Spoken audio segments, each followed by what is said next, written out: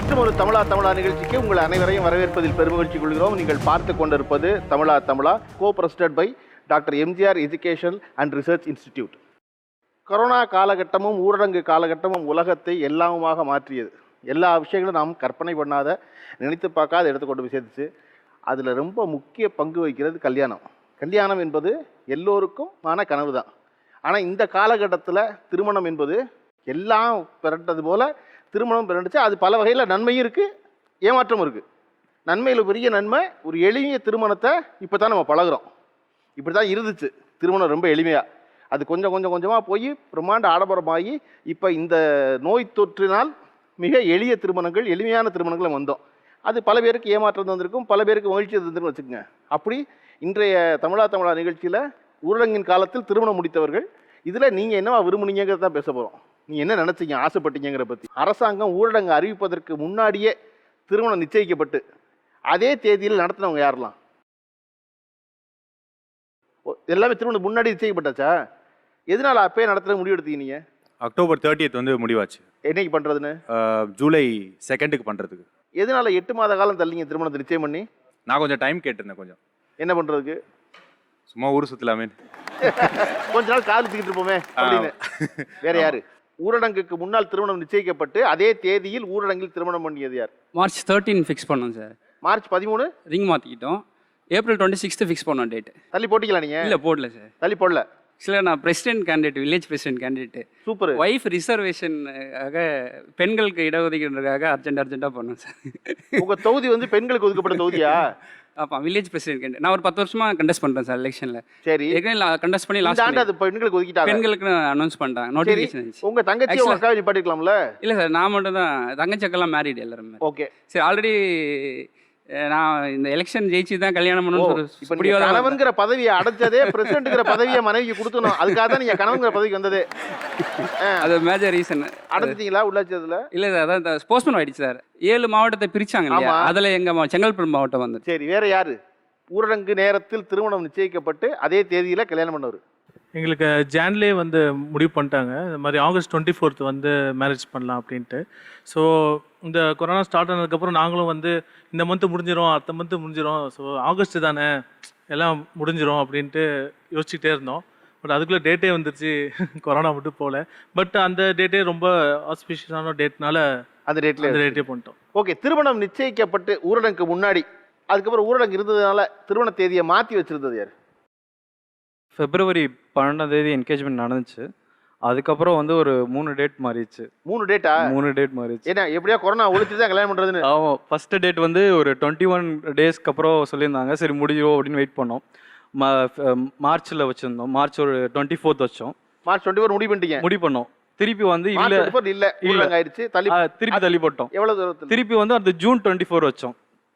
அப்போ அப்ரூவ் கிடைக்கல, எதுவுமே சரியா வரல. திருப்பி என்ன பண்ணோம்னா திருப்பி அந்த டேட்டையும் தள்ளி வச்சோம். ஸோ ஜூலை 8th வந்து மேரேஜ் ஆச்சு. ஓகே, ஜூலை 8th முடிவு பண்ணி. அதான் ஊரடங்கு முடியலையே இன்னும். அந்த காலகட்டங்கள் வந்து ஒரு 2 ஃபேமிலிக்குமே ஒரு போராட்டமாகவே போயிட்டு இருக்கு. நடக்குமா நடக்காதான்னு ஒரு பெரிய போராட்டம் பின்னாடி வந்து சரி பண்ணி ஆகணும் அப்படின்னு ஒரு கட்டாயம். இந்த கொரோனா முடிய போறது இல்லை அப்படின்னு சொல்லிட்டு சரி பண்ணிடுவோம் அப்படின்னு. கொரோனாவோட வாழ பழகிட்டீங்க? ஆமாம். ஓகே சரி, வேற யாரு? ஜூலை 24th என்கேஜ்மெண்ட் பண்ணோம். ஜூலை 24th என்கேஜ்மெண்ட்டே ஊரடங்குலாம் பண்ணீங்களா? ஒரு 30 பேர் வச்சு பண்ணோம். அப்புறம் ஆகஸ்ட் 21 மேரேஜ் நம்ம ஊர் சிவன் கோவிலே அதே தேதியில் நடத்திட்டீங்க? ஆமாம், அதே ரெடி பண்ணிட்டோம். அதாவது ஊரடங்கு இருக்கு, இந்த ஊரடங்குல அவர்களெல்லாம் நிச்சயம் பண்ணது முன்னாடி தெரியாது இப்படி ஒரு நடக்க போகுதுன்னு. உங்களுக்கு தெரிஞ்சா நீங்க முடிவு பண்ணீங்க கல்யாணத்தை? கண்டிப்பா. எதனால நீங்க இப்படி முடிவு பண்ணீங்க? பரவாயில்லன்னு இது பார்த்தா முடிகிற மாதிரி தெரியல கொரோனா இது, அதனால சரி முடிச்சிடலான்ட்டு. உங்களுக்கு நிச்சயிக்கப்பட்ட திருமணமா காதல் திருமணமா? நீங்க காதல் திருமணம். அதனால சரி முதல்ல கல்யாணத்தை பண்ணிடுவோம். கண்டிப்பா 2 பேர்கிட்ட ஒத்துக்கிறாங்க. இந்த நேரத்தில் போய் நம்ம தேவையில்லாம கொரோனாவுக்கு பயந்து சட்டிக்கு பயந்து அடுப்பில் விழுந்த கதையாயிரும். அதனால சரின்னு சொல்றப்ப பண்ணிடுவோம்னு நினைச்சிருக்கீங்க. நீங்க உங்க திருமணம் எப்போ நிச்சயிக்கப்பட்டுச்சு? சார் எங்களுக்கு வந்து பார்த்தீங்கன்னா என்கேஜ்மெண்ட்லாம் பண்ணல. எங்களுக்கு வந்து லவ் மேரேஜ் தான். லாக்டவுனுக்கு முன்னாடி வந்து என் நேட்டிவ் வந்து ஊட்டி, இவங்க வந்து பாண்டிச்சேரி. லாக்டவுன் முன்னாடி வந்து நான் பாண்டிச்சேரிக்கு வந்திருந்தேன். ஆக்சுவலாக இவங்க வீட்டுக்கு வந்திருந்தேன். எங்கள் ஃபேமிலிக்கும் தெரியும், இவங்க ஃபேமிலிக்கும் தெரியும், லவ் பண்ணுறது எல்லாமே தெரியும். அப்புறமா மேரேஜ் பண்ணலாம் அப்படின்னு சொல்லி பேசிகிட்டு இருந்தாங்க. ஆனால் நான் இங்கே வந்ததுக்கப்புறம் லாக்டவுன் போட்டாங்க. கரெக்டாக அந்த சுச்சுவேஷனில் வந்து லாக்டவுன் போட்டனால என்னால் வீட்டுக்கும் போக முடியல, அவங்களாலையும் இங்கே வர முடியல. அப்போ நான் இவங்க வீட்டில் தான் ஒரு 6 மந்த்ஸ் ஒரு 5-6 மந்த்ஸ் இவங்க வீட்டிலே தான் இருந்தேன். இப்போ வரைக்குமே நான் இவங்க வீட்டில் தான் இருக்கேன். இன்னும் நானும் எங்கள் வீட்டுக்கு போகல. வீட்டிலேருந்து இன்னும் யாரும் இங்கேயும் வந்து பார்க்கல. கல்யாணம் பண்ணிட்டீங்களா? நேற்று தான் சார் கல்யாணம். நேத்து ஆமா. நான் ஆகஸ்ட் 28 தான் ரொம்ப இளம் ஆட்கள் கல்யாணம் பண்ணி வந்திருக்காங்கன்னு நினச்சிக்கிட்டு தான் நீங்கள் நேத்துக்கிறீங்களே. நேற்று தான் சார் கல்யாணம் பண்ணி ஈவினிங் வந்தா சார் இந்த மாதிரி அண்ணா ஃபோன் பண்ணி இந்த மாதிரி சொன்னாங்க. சரி எனக்கு இந்த ஷோ ரொம்ப பிடிக்குமா சார், அதனால சரி ஓகே போயிடலாம் அப்படின்னு சொல்லிட்டு அவர் இன்னும் அந்த அதிர்ச்சியிலேருந்தே மீறலையே. அவர்கிட்ட கொடுங்க. இல்லைப்பா, நீங்கள் வந்து 2 பேரும் காதலிச்சிருக்கீங்க, 2 பேர் வீட்லையும் தெரியும், 2 பேர் வீட்டுக்கு போயிட்டு வந்துட்டு இருக்கீங்க. எனக்கு என்னமோ இவங்க வந்து ஊரடங்கு காலத்தில் வந்து உங்கள் வீட்டில் மாட்டிக்கிட்ட மாதிரி தெரியல, இது திட்டமிட்டு செஞ்சாதான் எனக்கு தோணுது. அப்படிலாம் இல்லை சார். அது எங்களுக்குன்னு எழுதி வச்சிருக்குங்க போல சார். எது கொரோனாவா? அதாவது லாக்டவுன் போட்டதுக்கு அப்புறம் கிளம்பி நீங்கள் வந்திருக்கீங்க. எனக்கு டேட் ஞாபகம் இல்லை சார் கரெக்டாக. நீங்கள் 2 பேரும் அதாவது எப்படி ஒரு காதல் வாழ்க்கை வாழ்ந்திருந்தா என்ன தேதி, என்ன லாக்டவுனு, எவன் என்ன ஆனா, எதை பற்றி எந்த கவலை இல்லாமல் சிறப்பாக அதை லாக்டவுனை வந்து சந்தோஷமாக கொண்டாடினது நீங்கள் 2 பேர் தான் இருக்குன்னு நினைக்கிறேன். நான் உண்மையாக சார் லாக்டவுனில் வந்து எங்களுக்கு எந்த ஃபீலுமே இல்லை சார். இருக்காதுல்ல? எப்படி இருக்கும்? ஏன்னா ஒன்றா எப்படி இருக்கும்? எந்த மிஸ்ஸிங் அந்த மாதிரி எதுவுமே இல்லை சார். எங்கே கல்யாணம் பண்ணி வரப்போகிறோமோ அங்கே வந்து சேர்ந்தாச்சு. ஆமாம் சார். அதுக்கப்புறம் உலகத்துக்கு லாக்டவுனாக இருந்தா என்ன, கொரோனாவாக இருந்தா என்ன, என்ன நடந்தா என்ன, எல்லாம் திடீர்னு எல்லாம் இதுவா திடீர்னு மேரேஜ் ஃபிக்ஸ் பிளான் பண்ணி பண்ணிருக்கீங்க 2 பேருமா சேர்ந்து. நாங்க பிளான்லாம் பண்ணவே இல்லை சார். உண்மையா பிளான்லாம் பண்ணல சார். அவர் எது சொல்றாரு கொடுங்க. நாங்க பிளான் பண்ணல சார், கடவுள் தான் பண்ணியிருக்காரு போல சார். ஓ அப்படி? ஆமாம் சார். கல்யாணமாகி 1 நாள் தான் ஆகுது. ஆமாம் சார். அதுக்குள்ளே ஒரு ஞான நிலை அடைஞ்சிட்டேப்பா நீ. இல்லைங்க யார் சார். யாருக்கு என்னென்ன விதிக்கப்பட்டிருக்கோ அதாங்க நடக்கும் அப்படின்னு. இப்போ லாக்டவுன் இப்போ திருமணம் பண்ணுறது நீங்கள் முடிவெடுத்துருந்தீங்க. முடிவெடுத்து லாக்டவுன் அறிவிச்சிட்டாங்க. நம்ம ஊட்டி பொண்ணை விட்டுருவோம், அவங்களுக்கு லாக்டவுன் போட்டதும் தெரியல, எடுத்ததும் தெரியல, எதுவும் தெரியல. லாக்டவுன் அறிவித்த உடனே நீங்கள் என்ன நினைச்சீங்க மனசில்? கல்யாணத்தை ஃபிக்ஸ் பண்ணி வச்சுருக்கோமே அப்படின்னு ஒன்று தோணிருக்கும்ல? லாக்டவுன் சொன்ன உடனே என்னடா அது நிச்சயம் ஆயிடுச்சு, ஒரு பெண்ணு ஒரு மாப்பிள்ளை கிடைக்கிறது கஷ்டம், ஜாதகம் பார்த்து நேரங்காலம் பார்த்து கிடைக்கிறது கஷ்டம், மண்டபம்லாம் ஃபிக்ஸ் பண்ணிவிட்டு பத்திரிக்கைலாம் அடித்து நம்மளால யாரையும் கொடுக்க முடியலையே, சரி நம்ம என்ன பண்ணலாம், ஒரு ஸ்மார்ட் ஒர்க் பண்ணணும் அப்படின்னு சொல்லிட்டு ஸ்மார்ட் ஒர்க்னாக்கா வாட்ஸ்அப்லேயே நம்ம வந்து இன்விடேஷன்லாம் அனுப்பிச்சிடலாம். அதுவும் தீவிர லாக்டவுன் ஏப்ரல் வந்து தீவிரமான லாக்டவுனில் எப்படியாவது நம்ம ஒரு டெக்னாலஜி யூஸ் பண்ணி நம்ம வந்து ஒரு கூகுள் ஆப் மூலிமா அவங்களுக்கு வாட்ஸ்அப்பில் எல்லாருக்குமே வந்து இன்விடேஷன் கொடுத்துட்டோம். அதுக்கு என்ன நம்பிக்கை இல்லைங்கன்னா லாக்டவுன் முடிஞ்சிடும் நம்ம கல்யாணம் பண்ண போகிறோம்னு நினச்சிக்கிட்டு இருக்கீங்க? லாக்டவுன் முடிஞ்சிரும் அப்படின்னுலே எங்களுக்கு இது கிடையாது. கண்டிப்பாக லாக்டவுன் இருக்குது. அந்த தீவிரமான லாக்டவுன்லேயே நம்ம கல்யாணம் பண்ணி காட்டணும், இட்ஸ் வேர்ல்டு ரெக்கார்ட் பண்ணணும் அப்படின்னு ஒரு வைராகியத்தோடு சேர்ந்து டெக்னாலஜி யூஸ் பண்ணி நீங்கள் மொய் எழுதலாம் கூகுள் பேயில் கொடுத்துடலான்னு சொல்லிட்டு எல்லாமே கூகுளோட ஆப் வச்சு ஒரு வாட்ஸ்அப்பில் வந்து நீங்கள் வந்து காலையில் முகூர்த்தத்துக்கு நீங்கள் வீடியோஸில் ஃபேஸ்புக் லைவில் நாங்கள் போட்டுறோம். யாருமே நம்பலை, தீவிரமான லாக்டவுன்ல ரொம்ப விளையாடுறாங்க போல இருக்கு அப்படின்னு நாங்கள் வந்து ஆப்லாம் க்ரியேட் பண்ணி எல்லாமே அமுச்சு ஃபேஸ்புக் லைவாக போடலாம். இந்த வேலைகள்லாம் நடக்கும் பொழுது அவர் எங்கே இருக்காரு, நீங்கள் எங்கே இருக்கீங்க? நான் என் வீட்டில் இருக்கேன், அவர் தாம்பரத்தில் அவர் வீட்டில் இருக்காரு. இவருக்கு நான் வந்து சொல்லிட்டு இருக்கேன். உங்கள் வீடு சென்னை? சென்னை தான். அவர் தாம்பரத்தில்? தாம்பரம், நான் ஆவடி. ஓகே. ஸோ நான் அவர்கிட்ட அப்டேட் பண்ணிகிட்டே இருக்கேன். அவரில் சரி பார்ப்போம், சரி பார்ப்போன்னு அந்த கொரோனா பயத்திலே இருக்கார். நான் வந்து கொரோனா எப்படியோ இருக்கும், ஆனால் நம்ம முயற்சி எடுத்து கல்யாணம் சொன்ன டேட்டுக்கு அனுப்பணும். ஏன்னா அதுக்கப்புறம் முகூர்த்தம் நல்லாவே இல்லை, அதுவும் இந்த நட்சத்திரத்துக்கு அந்த நட்சத்திரம் கரெக்டாக முகூர்த்தம் அமையணுமே சொல்லிட்டு அவங்க அம்மா ரொம்ப கான்ஃபிடென்ட்டாக இருந்தாங்க. மாமியார் சொன்ன டேட்டில் நான் கல்யாணம் பண்ணுவேங்க அப்படின்னு சொல்லிட்டு மாப்பிள்ளைய அவங்க அம்மா எங்கள் மாமியார் வந்து அந்த கொரோனா டைம்லேயே லாக்டவுனில் கூட்டு வந்தார். அந்த கணத்துக்கு நம்ம வந்து முன்னெச்சரிக்கையாக சானிடைசரு, கஷாயம், அதுக்கப்புறம் மாஸ்க்கு, அப்புறம் அப்ரூவல் வாங்குறது. கோவிலில் அப்ரூவல் முன்னாடியே வாங்கி வச்சலாம், ஏன்னா கண்டிப்பாக மண்டபம்லாம் க்ளோஸ் பண்ணிவிடுவாங்க. பணம்லாம் கட்டி கூட சாப்பாடெல்லாம் கூட நம்ம வந்து வீட்டிலே செஞ்சு கொடுத்துடலாம். கோவிலில் வந்து பிரம்ம முகூர்த்தத்தில் தான் பண்ணணும், ஸோ வீட்டிலே சாப்பாடில் கூட்டலாம்னு சொல்லிட்டு எல்லா பிளானும் நானே மைண்டில் ஓடுது. கடகடன்னு தூக்கமே இல்லை, எப்படியாவது அந்த டேட்டில் கல்யாணம் பண்ணிடணும். ஓகே, இந்த நட்சத்திரம் ரொம்ப பொருத்தமான நட்சத்திரம்னு சொல்கிறதெல்லாம் உங்கள் வீட்டில் பெரியவங்க, உங்களுக்கு பிடிச்சது மாப்பிள்ளை. ஆமா இல்லாட்டா எப்படி அவ்வளோ கடகடன்னு ஓடும் மைண்டில்? ஆமா அதுவும் நம்மளுக்கு வந்து இப்பதான் நம்மளுக்கு நல்ல வரனே அமைஞ்சிருக்கு. ஸோ அதை நம்ம விட முடியுமா? வந்த வாய்ப்பை விடக்கூடாது நம்ம. விடவே கூடாது. கல்யாணம் பண்ணிடணும் எப்படியாவது இந்த நேரத்துல. அதுவும் நம்ம பிரம்ம முகூர்த்தத்துல நம்ம சுவாமி அருளோட பண்ணிடணும்னு சொல்லிட்டு சிவனடியார்களா இருக்காங்க எங்க டீம்ஸ். எல்லாரும் சேர்ந்து எங்களுக்கு வந்து பிரம்ம முகூர்த்தத்துல ஏப்ரல் 27 மார்னிங் வந்து கல்யாணம் சக்சஸ்ஃபுல்லா வந்து பண்ணி முடிச்சிட்டாங்க. வேற யாருக்கு கல்யாணம் நிச்சயம் பண்ணி ஊரடங்குங்கிற செய்தியை கேள்விப்பட்டோன்னா என்ன நினைச்சீங்க? நான் ஆக்சுவலி வந்து பிஏ 3rd இயர் தான் பண்ணிட்டு இருக்கேன். ஓகே. ஸோ நான் என்ன நினச்சேன் அப்படின்னா, நல்லது தான் கொரோனா வந்தது, நான் படிப்பு முடிச்ச மாதிரி இருக்கும், கல்யாணமும் படிப்பு முடிச்சு பண்ண மாதிரி இருக்கும் அப்படின்னு நான் சந்தோஷம் தான் பட்டேன் ஆக்சுவலி. ஓகே, சந்தோஷம் தான் பட்டீங்க. ஓகே, இப்போ கல்யாணம் படிப்பு முடிச்சா கல்யாணம் பண்ணீங்களா? முடிச்சிட்டீங்களா அந்த கோர்ஸ்? இல்லை இப்போ 3rd இயர் தான் பண்ணிட்டு இருக்கேன். இந்த வருஷம் 3rd இயரா? ஆமாம், இந்த வருஷம் 3rd இயர். பழைய அரியர் பூரா பாஸ் நீங்க? இல்லை, அரியர் எதுவும் இல்லை. ஓகே, திருமணம் தேதி ஊரடங்குல தான் நடக்க போகுது அப்படின்னு வந்துருச்சுன்னு நினச்ச உடனே உங்களுக்கு தோணுது என்ன மனசில்? இப்போ தான் இந்த கொரோனா வரணுமா அப்படின்ற மாதிரி ஒரு மைண்ட் செட். ஏன்னா நாங்கள் 2 பேர் லவ் மேரேஜ், 7 இயர்ஸ் லவ் எங்களுக்கு. வீட்டில் எல்லாம் ஒத்துக்கிட்ட பிறகு கொரோனா வந்ததோ கம்ப்ளீட்டாக மைண்ட் அப்செட் ஆகிடுச்சு. ஐயோ அந்த டைமில் கொரோனா வரணுமா அப்படின்ற ஒரு மைண்ட் செட் தான் இருந்தது. சரி, ஃபிக்ஸ் பண்ண டேட்லேயே பண்ணிடலாம், திரும்ப எக்ஸ்டெண்ட் ஆகிட்டே போயிருக்கோம். கொரோனாவும் எக்ஸ்டெண்ட் ஆகுது, நம்ம மேரேஜ் நல்ல விஷயம், எக்ஸ்டெண்ட் பண்ண வேண்டாம். திருமணம் வந்து விமர்சையாக நடத்தணும், எல்லாரையும் கூப்பிட்டு நடத்தணும்னு நிச்சயிக்கப்பட்ட திருமணங்கள் முடிவு பண்ணுறதை விடவும், அரேஞ்சு மேரேஜஸில் இருக்க தம்பதி முடிவு பண்ணுறதை விடவும், காதல் தம்பதிகள் எப்போ என்ன நினைப்பாங்கன்னா ரொம்ப விமர்சையாக அந்த கல்யாணத்தை நடத்திடணும். ஏன்னா அந்த காதலுக்கு ஒரு பெரும் எதிர்ப்பு இருந்திருக்கும். அந்த எதிர்ப்பை மீறி எல்லாம் சம்மதித்த உடனே ஊரறிய எல்லாரையும் கூப்பிட்டு இங்கே வா, எனக்கு ஒரு ஈகோ இருந்துச்சு, நான் ஒரு அடம் பிடிச்சேன், நான் ஒரு முடிவெடுத்தேன், அந்த முடிவை நிறைவேற்றிட்டேன் பாருன்னு சொல்ல வேண்டிய கட்டாயம் இருக்குது அவர்களுக்கு இயல்பாகவே. பொதுவாக காதலிக்கிறவங்க ஏன் எல்லாரும் வந்து விமர்சையாக கல்யாணம் பண்ணணும்னு நினைக்கிறாங்கன்னா அதுதான், நான் உன்னை முடிவு பண்ணேன், அந்த முடிவில் நின்னேன், அதில் வென்றேன் அப்படின்னு ஊருக்கு சொல்கிறது தான் அதோட நோக்கம். அதான் இப்போ அவங்க சொல்கிறது என்னன்னா, ஐயோ இப்போ தான் வரணுமான்னு. ஆமாம் சார், நான் காலேஜ் படிக்கும்போது 4-5 கண்ணெல்லாம் பட்டிருக்கோம். என்னடா லவ் பண்ணுறாங்க, இதெல்லாம் நடக்காதடா, என்னடா இப்படிலாம் கல்யாணம் பண்ணுவாங்க. ஸோ அந்த வருஷம் தள்ளி நான் ஒரு வருஷம் ஒரு ஃபங்க்ஷன் போகும்போது கேட்பாங்க, என்னடா அவன் கல்யாணம் பண்ணாங்களா இல்லையாடா ஃப்ரெண்ட்ஸை கிட்ட. ஸோ அதுமாதிரி பண்ணிட்டு இருக்கும்போது, அப்பா இந்த வருஷம் நம்மளுக்கு கல்யாணம் ஆகிடும்டா கண்டிப்பா அப்படின்னு நினைக்கும் போது இந்த லாக்டவுன். ஆமாம் சார். ஓகே. ஸோ அந்த டைமில் அதுதான் வந்து மைண்டில் நினச்சிருந்தது, ஆஹா எவனா உள்ள கண்ணு வச்சிட்டான்டா, இது சீக்கிரட்டாக தானே பண்ணோம், யாருக்கு தெரிஞ்சது அந்த ஒரு இது ஒன்று. ஓகே, திருமணம் தேதி ஊரடங்குல தான் நடக்க போகுது அப்படின்னு வந்துருச்சுன்னு நினச்ச உடனே உங்களுக்கு தோணுது என்ன மனசில்? எங்களுது பண்ணும்போது ஜூலை 2 ஜூன் 19லேருந்து 31 வரைக்கும் ஃபுல் லாக்டவுன் போட்டிருந்தாங்க. யாருமே வெளில வரக்கூடாது, முழு ஊரடங்கு. முதல் ஊரடங்கு மாதிரி முழு ஊரடங்கு போட்டிருந்தாங்க. இவங்க அப்பா அம்மா வந்து டெல்லியில் இருக்காங்க. ஸோ கல்யாணத்துக்கு ப்ரிப்பரேஷன்லாம் சரி எப்படியும் மண்டபத்தில் தான் பண்ண போகிறோம். நாங்கள் மண்டபத்தில் தான் பண்ணோம், 50 பேர் வச்சு மண்டபத்தில் பண்ணோம். மண்டபத்தில் தான் பண்ண போகிறோம்னு நினச்சோம். ஏன்னா அவங்க மண்டபத்துக்காரங்க வந்து பைசா கொடுக்கல. அக்டோபர் மாதமே பைசா கொடுத்துட்டோம், நாங்கள் ரிட்டர்ன் பண்ணல.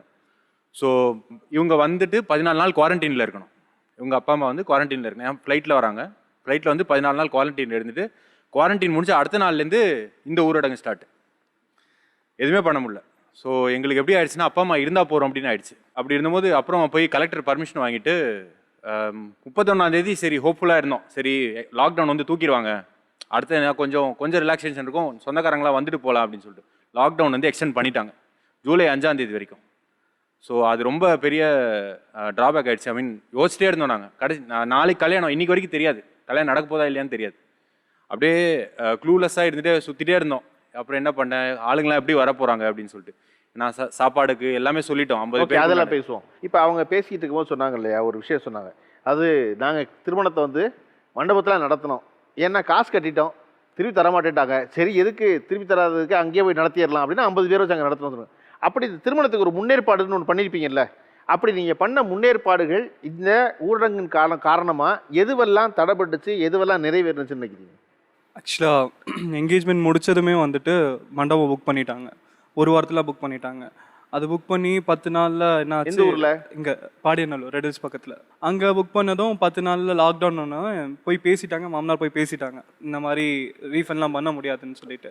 ஸோ அந்த இடத்துல அது ஸ்டாப் ஆகிடுச்சு. பத்திரிக்கை அடிக்கணும், பத்திரிக்கை அடித்து ஊரெல்லாம் கொடுக்கணும்னு சொல்லிட்டு 2 சைட்லேருந்தும் ஃபஸ்ட் மேரேஜ்ன்றதுனால 1000-2000 மெம்பர்ஸ் எக்ஸ்பெக்ட் பண்ணோம். அதுவும் அந்த இடத்துல ஃபெயிலு.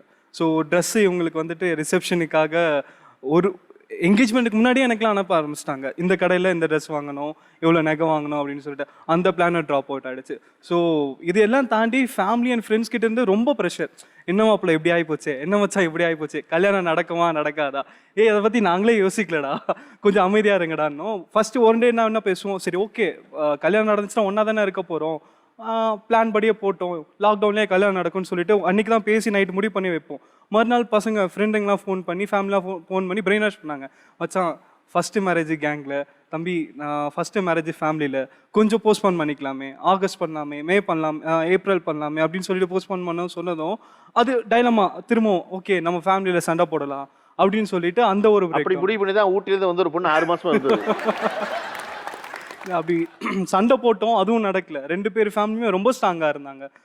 மண்டபம் கிடைக்குதோ இல்லையோ, கோயிலில் பர்மிஷன் தராங்களா இல்லையா, கலெக்டராவது எதுவும் தேவையில்லை, வீட்டில் கூட பண்ணிக்கலாம், வீட்டு முன்னாடி பந்தல் போட்டுட்டு அது கூட முடிக்கலாம்னு சொல்லிட்டு ஒரு 40 பேரோட வச்சு முடிச்சிட்டாங்க. ஓ நீங்க 2 பேரும் பரவாயில்ல, அப்புறம் லேட்டா பண்ணுவோம் தான் நினைச்சீங்க? ஆமா 2 பேரும் ஃபேமிலியில அவங்க நினைச்சாங்க தெரியும். ஏன்னா நிச்சயார்த்தத்துக்கு முன்னாடியே இந்த கடையில போய் கல்யாணத்துக்கு புடவை வாங்குறது முடிவு பண்ற ஒரு ஆள் எப்படி கல்யாணம் சம்மதிப்பாங்க அப்படி? காம்ப்ரமைஸ் பண்ண விரும்பல, பிகாஸ் இது லைஃப் ஈவெண்ட்டில். ஸோ எதுலேயுமே காம்ப்ரமைஸ் பண்ண விரும்பல. பட் தென் அதுக்கப்புறம் பெரியவங்க சொன்ன மாதிரி மேலே முடிஞ்சிருச்சு.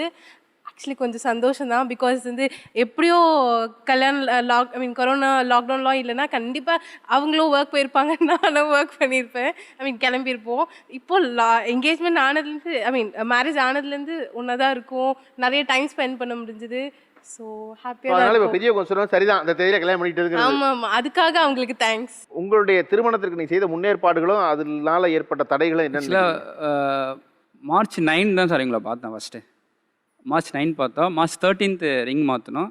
அடுத்த நாளே மண்டபம் புக் பண்ணிட்டோம். ஏப்ரல் 26 ஒரு 20-30 நாள் தான் டைம் எல்லாமே.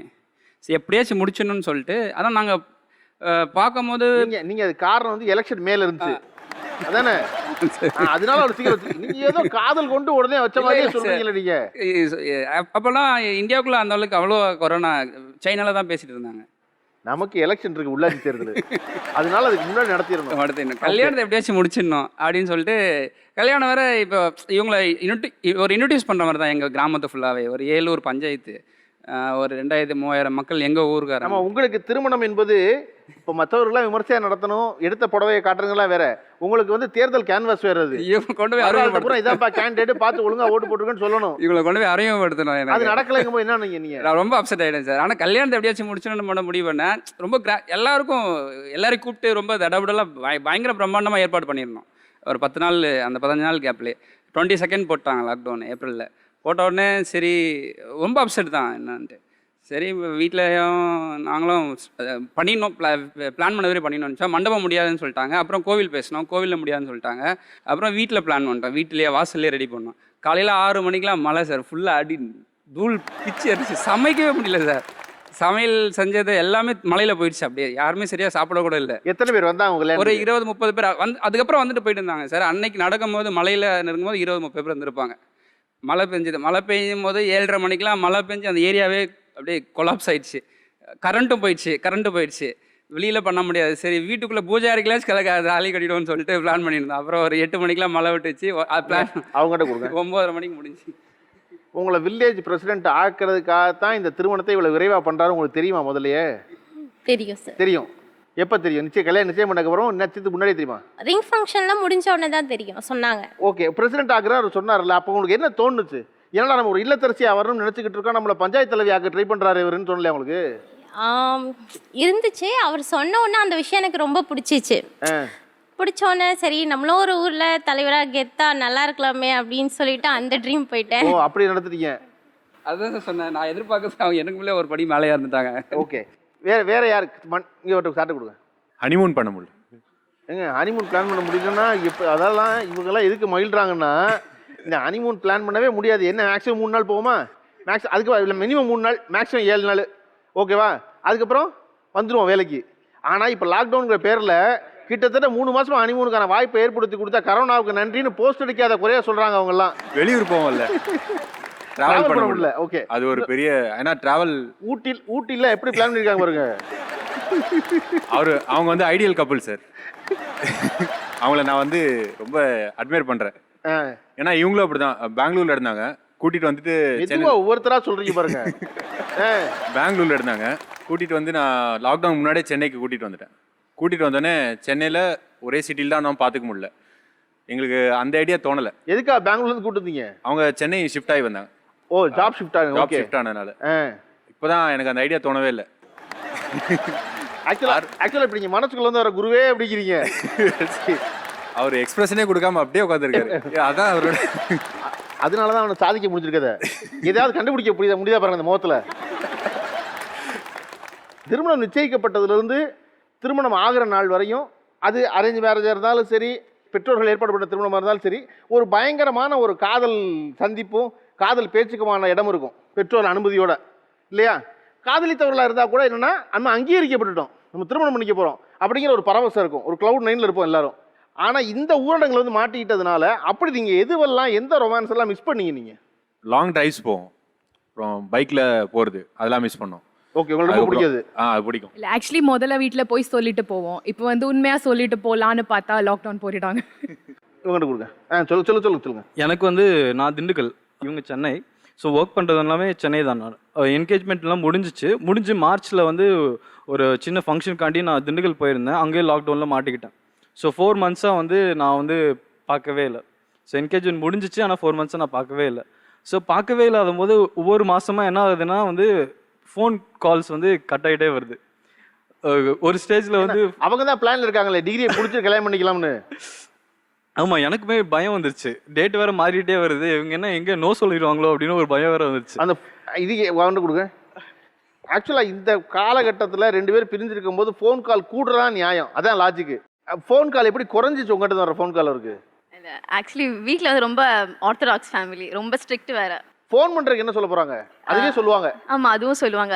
பிகாஸ் அம்மா அப்பா நிறைய விட்னஸ் பண்ணியிருக்காங்களே, என்கேஜ்மெண்ட் முடிஞ்ச பிறகும் கல்யாணம் நிற்கிற மாதிரி தான் சொல்லுவாங்கல்ல. ஆமாம், கல்யாணம் நிச்சயிக்கப்பட்டதுனால வந்து ஒன்றும் பெருசா பேசிக்காதீங்க, இருங்க நாள் இருக்கு, கல்யாணம் ஆயிரட்டும்பாங்க. ஸோ எங்கே நின்றுடுமோ அதுக்கப்புறமா அது ஒரு புதுசாக ஃபோட்டோ ஷூட்லாம் நடத்தி பழகிட்டோம், முன்னாடியே கிளம்பி போய்.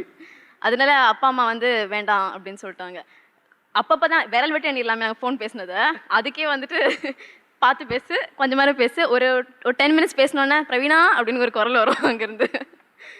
அதுக்கப்புறம் ஓகே, அதனால ஃபோன் கால்ஸ்லாம் ஃபோன் கால்ஸ். ஓகே, இவங்கள்ட்ட கொடுங்க. நான் ஒர்க் பண்ணிட்டு இருந்தேன். இவர் மியூசிக் டைரக்டர். இவர் மியூசிக் டைரக்டர், ஸ்டுடியோ வச்சிருக்காரு தனியா.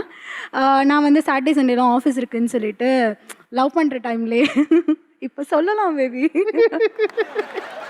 சொல்லாதப்பா அப்படி அவங்க அப்படிதான் கேட்பாங்க, சொல்லாத அப்படின்னு. ஸோ லவ் பண்ணுற டைமில் சாட்டர்டே சண்டேலாம் ஆஃபீஸ் இருக்குதுன்னு சொல்லிட்டு நான் பேக் எடுத்துகிட்டு இவரை பார்க்க வருவேன். அப்புறம் ஆஃபீஸில் வந்து லேட் ஆகுதுப்பான்னு சொல்லிட்டு, நான் அப்பா இங்கே தான் இருக்காங்க, அவர் தான் யூஸ்வலி என்னை பிக்கப் பண்ணுவாங்க ஸ்டேஷனில் இருந்து. இல்லைப்பா நான் ஃப்ரெண்டோடு வந்துடுறேன், இந்த மாதிரி மீட்டிங் கொஞ்சம் லேட்டாக போயிட்டுருக்கு, ஒரு 10 o'clock வரைக்கும் போகும். நான் 7 o'clock ஆஃபீஸ்லேருந்து கிளம்பியிருப்பேன். கிளம்பி 2 பேரும் எங்களை பார்த்தாலே தெரியும் நல்லா சாப்பிட்ற ஆளுங்க. ஏதாவது ஒரு நல்ல ரெஸ்டாரண்ட் ஏதாவது கிடைக்குதா போய் பார்த்து நல்லா சாப்பிட்டுட்டு கொஞ்ச நேரம் பேசிட்டு இதெல்லாம் பண்ணுவோம். சரி, இதெல்லாம் ஒளிஞ்சு பண்ணிகிட்ருக்கோமே, நிச்சயதார்த்தம் ஆயிடுச்சுன்னா தைரியமாக வீட்டிலேயே சொல்லிட்டு போகலாம் அப்படின்னு நினச்சோம். வீட்டில் வந்து ஃபோன் பேசவே வந்து என்ன சொல்கிறது, இவங்க சொன்ன மாதிரி தான் எங்களுக்கும் இருந்துக்கிட்டு எப்போ பார்த்தாலும் இந்த விஷயத்தில் வந்து வீடியோ கால் அது இதுன்னு பண்ணிகிட்டு இருந்தோன்னா, நான் ஒன்லி சைல்டுங்கிறதுனால எங்கள் வீட்லேயும் கொஞ்சம் ஓவர் ப்ரொடெக்டிவ் ஆக ஆரம்பிச்சிட்டாங்க. ஏற்கனவே என்னை வந்து பிரித்து கூட்டு போகிறாரு, எந்நேரம் பார்த்தாலும் அவரை தானே போய் பார்க்க போகிறேன், இப்போ எதுக்கு அவர்கிட்ட பேசுகிறேன், கல்யாணத்துக்கு அப்புறம் பேசிக்கோ அப்படின்னு. அவங்க வீட்டில் ரொம்ப பொசசிவ் ஆகிட்டாங்க. இந்த மாதிரி நீங்களே கூப்பிட்டு போகிறீங்க, இப்போ அடிக்கடி வீடியோ கால் பண்ணிக்கிட்டே இருக்கீங்க. இந்த மந்த் எண்ட் ஆகும் போதெல்லாம் பயங்கர எக்ஸைட்மெண்ட்டாக இருக்கும். சரி, எப்படியோ இந்த மாதம் வந்து தலைவர்லாம் வந்துடும், எப்படியாச்சும் போய் உங்களை மீட் பண்ணிடலாம் அப்படின்னு பார்ப்பேன். பட் ஒரு தடவையும் புதுசு தான், எப்போ பாரு ஏதாச்சும் ஒன்று போட்டுட்டு. கிட்டத்தட்ட கல்யாணத்துக்கு 1 வீக் முன்னாடி தான் பார்த்தேன். அதுக்கு முன்னாடி வீக்லி ட்வைஸ்லாம் ஜாலியாக பார்த்துருந்தோம். அதுக்கப்புறம் இப்போ அதெல்லாம் பண்ணவே முடியல. அதுக்கப்புறம் இப்போ லாஸ்ட் 1 வீக்கு தான் இவங்களை பார்த்தேன். ஃபெப்ரவரி வந்து எங்களுக்கு லீவ் விட்டாங்க. லாக்டவுன் அனௌன்ஸ் பண்ணுறதுக்கு முன்னாடியே வந்து எங்கள் ஆஃபீஸில் வந்து லீவ் விட்டுட்டாங்க, எல்லாருக்கும் ஒர்க் ஃப்ரம் ஹோம் கொடுத்துட்டாங்க. அதுலேருந்து நான் ஆஃபீஸ்னு எங்கே சொல்லிட்டு வர்றது, அதனால முன்னாடியே ஒர்க் ஃப்ரம் ஹோம் சொல்லிட்டாங்க. சரி, சாரி எடுக்க அதுக்கு இதுக்குன்னு போகலான்னு பார்த்தா அது வந்து ஆன்லைனில் எடுத்துடலாம். மோஸ்ட்லி நாங்கள் பண்ணது எல்லாமே ஆன்லைன் ஷாப்பிங் தான். ஒரு 1 லட்ச ரூபாய்க்கு அமேசானில் மட்டும் பொருள் வாங்கியிருப்போம். ஆக்சுவலி மோஸ்ட்லி இல்லை, எல்லாமே நாங்கள் அமேசானில் தான் வாங்கினோம். மோஸ்ட் ஆஃப் த பர்ச்சேஸ் எல்லாமே அதுக்கு Amazon நான் தான். வர்றேன். நீங்க இழந்த ரொமான்ஸை மட்டும் நான் கேட்குறேன். ஆமா. நிச்சயம் அவங்கள்ட்ட கொடு. இந்த ஒரே ஒரு நிமிஷம் மேலே கொடுங்க. சார் சார் எல்லாருமே எல்லாரும் இழந்த ரொமான்ஸ்னு கேட்டுக்கிட்டு இருக்கேன். நீ பாஞ்சு மைக்க வாங்குனீங்க பாருங்க தம்பி. சார் அதுக்கு இல்லை சார் எல்லாருமே சொன்னாங்க 3 years 4 years 3 months 4 months miss பண்ணோன்னு சொன்னாங்க. நாங்கள் 3 years பார்க்க கூட இல்லை சார் லவ் பண்ணுறப்போ. ஏய் சூப்பர்ப்பா, அதை சொல்லுப்பா நீ. 3 years 3 வருஷம் பார்த்துக்கலாம் ரெண்டு பேரும். பார்க்கவே இல்லை சார், முகத்தை கூட பார்த்து பேச முடியாது சார். வீடியோ கால்ஸ்லனா பார்க்கலாம் சார், அதுவும் ஏக்கமாக இருக்கும். எப்போ பார்ப்போம் எங்களுக்குள்ளே கேட்போம் சார், எப்போ பார்ப்போம் நாங்கள் எப்போ பார்க்க போகிறோம், வீடு எந்த இருக்குது, அட்ரஸ் எதுவுமே தெரியாது சார் உண்மையாலே. ஆனால் காதல் ரெண்டு பேரும். ஆமாம் சார், ஃபஸ்ட்டு ஃப்ரெண்ட்லியாக தான் இருந்தோம் சார். அப்புறம் எங்களுக்குள்ளே லவ் வந்து அது எங்களுக்கே தெரியல சார் எப்படி நாங்கள் அவ்வளோ ஸ்ட்ராங்காக லவ் பண்ணோம் எதுவுமே. ஆனால் ஒரு ஏக்கம் இருந்துகிட்டே இருக்கும் சார். எதனால 3 வருஷம் பார்த்துக்கலைங்கன்றோம்? வேற வேற ஊரில் இருந்ததுனாலயா? வேறு ஊரில் இருந்தோம் சார் மெயினாக. அப்புறம் நானும் அவ்வளோவா வெளியில் போய் பழக்கம் இல்லை சார், வெளியூர்லாம் போயிட்டு. ஸோ எப்படி போகிறது என்ன பண்ணுறது எதுவுமே தெரியாமல் அப்படியே 3 வருஷம் எப்படி லவ் பண்ணோம் எப்படி ஓடிச்சு எதுவுமே தெரில சார். எல்லாருமே மிஸ் பண்ணோன்னு சொல்கிறாங்க, ஆனால் மிஸ் பண்ணுறதுல தான் எல்லாமே அதிகமாக லவ் வருமே சார். மிஸ் பண்ணால் தான் அதிகமாக லவ் வரும். ஒரு தத்துவ ஞானி வேற ஒளிஞ்சிருக்கானேப்பா.